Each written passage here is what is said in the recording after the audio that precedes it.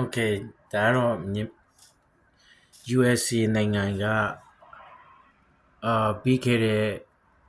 Thanksgiving မှာလေကျွန်တော်တို့ American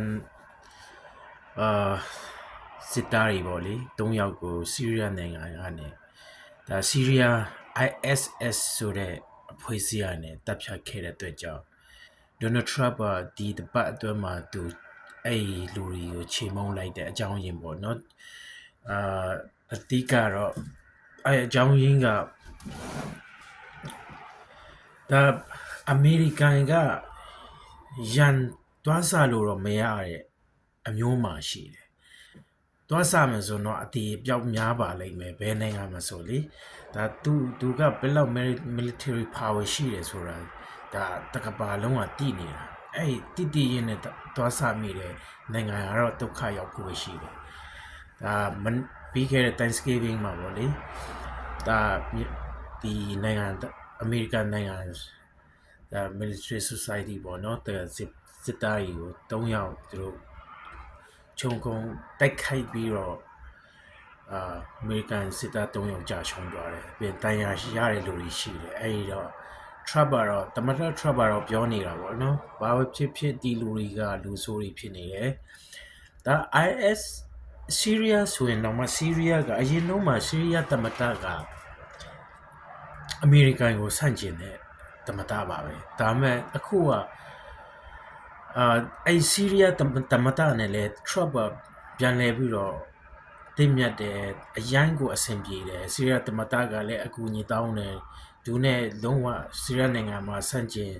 တဲ့အရာတွေပေါ့လေဒါမကောင်းတဲ့ IS ကိုအတူတူမောင်းထုတ်ဖို့ဒါချေမုန်းဖို့ဒါကတိတွေတစ္ဆာတွေလည်းပေးခဲ့တယ်လုံးဝ Trump ကိုအကူအညီတောင်းခဲ့တာပေါ့နော်အမေရိကန်တမန်တော် Trump ကိုဆီးရီးယားတမန်တော်နဲ့အကူအညီတောင်းခဲ့တာအခုကတော့လက်တွေ့ကြပေါ့နော်ပြီးခဲ့တဲ့ Thanksgiving နေ့မှာပြဿနာကရှိလာတယ်ဒါအမေရိကန်စစ်သား3ယောက်ကြာဆုံးတဲ့အပေါ်မှာအမေရိကန်ကလုံးဝကိုချေမှုန်းဖို့ဒါသူဒါခက်လုပ်ပြီးသားပေါ့အဲ့တော့ဒီတစ်ပတ်မှာပေါ့လေအမေရိကန်စစ်သားတွေရဲ့ကြာဆုံးမှုကိုလုံးဝကိုပြန်လဲ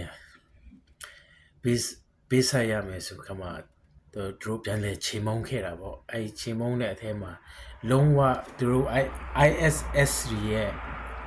စခန်းနေစစ်လက်နဲ့ကြီးတွေတကယ် stronger ပေါ့လေဒီဒါမြောက်ကြီးထားတဲ့နေရာတွေတကယ်သူတို့ရဲ့ special ဒါ military power တွေထားတဲ့နေရာတွေကိုအကုန်လုံးဒီတစ်ပတ်မှာ Trump သွားပြီးတော့ချေမှုန်းလိုက်တာပါအဲ့အကြောင်းရင်းကိုကျွန်တော်တို့ဒီအခုကျွန်တော်တို့ဒီဖုန်းညမှာလေသူတို့လွတ်ထားတဲ့တရင်ကိုကျွန်တော်အတူတူကြည့်ပြီးတော့လိုအပ်တဲ့နေရာမှာနည်းနည်းပါးပြန်လဲပြီးတော့ဒါရှင်းပြလိုက်မယ်နော်ဟုတ်ပြီ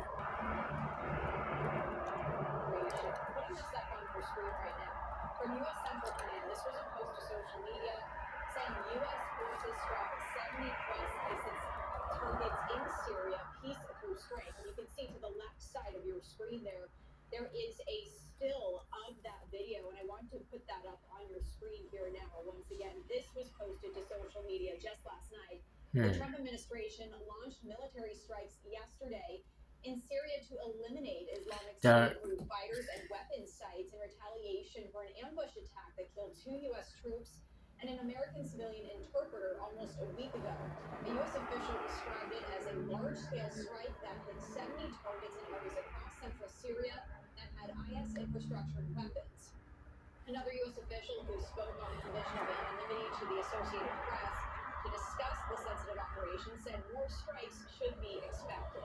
The new military operation in Syria comes even as the Trump administration has said it's looking to focus closer to home in the Western Hemisphere, targeting alleged drug smuggling boats in the Caribbean Sea and vowing to keep seizing sanctioned oil tankers as part of a pressure campaign on Venezuela's leader. The U.S. has shifted significant resources away from the Middle East to further those goals. Its most advanced aircraft carrier arrived in South American waters last month from the Mediterranean Sea. President Trump pledged, quote, very serious retaliation after the shooting in the Syrian desert. Okay. အဲ့မှာလေကျွန်တော်တို့တစ်ချက်လောက်ပေါ့လေ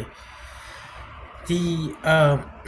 သူတို့စစ်စင်ရေးလောက်တာတော့မှလေတကယ်သူကတစ်ဖက်သက်မှာဝနီဆွေလာကိုလည်းသူအဲမွေးစေဝါကိုင်းတွေကိုချေမုန်းတဲ့ကြားထဲကလေဒါဖြစ်ပျက်လာတဲ့အရာတွေအားလုံးကိုသူ trap ပါလုံးဝကိုဒါဘာပဲဖြစ်ဖြစ်ဒီလူတွေကိုဘာပဲဖြစ်ဖြစ်ချေမုန်းမှရမှာပေါ့လေအဲ့တော့သူဆုံးဖြတ်ချက်ချပြီးတော့အမိတ်ပြီးပြီးတော့သူဒါသူတို့ဆီးရီးယားကိုတွားပြီးတော့ချေမုန်းလိုက်တာပါပြီးတော့အခုခဏလေးကျွန်တော်တို့ဟိုဟာကြည့်ကြည့်အောင် trap ကိုတိုင်အောင်ဘာပြောလဲပေါ့လေခဏလေးနော်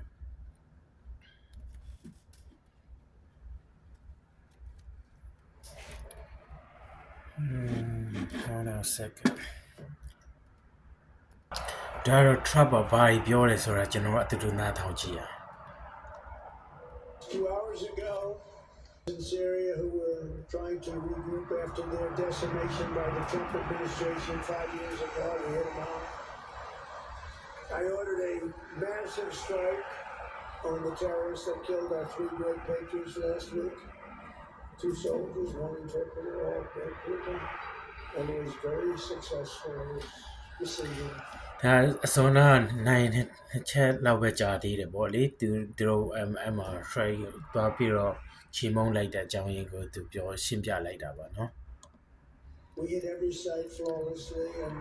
we are restoring peace through strength. We're all over the world. yes